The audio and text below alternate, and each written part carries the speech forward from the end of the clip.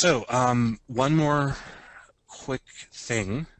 You'll notice that I'm doing money equals money minus 3. I wanted, for anybody following along and watching as I typed, I wanted people to be very clear about what this code is doing. But there's a shorthand for it.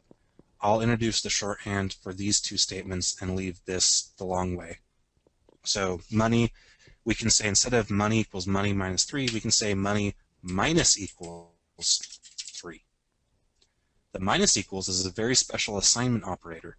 So it's kind of like an assignment, because it has an equals right there, but it takes whatever value we have on the right-hand side and subtracts it from this variable, and then stores the result of that subtraction back in this variable.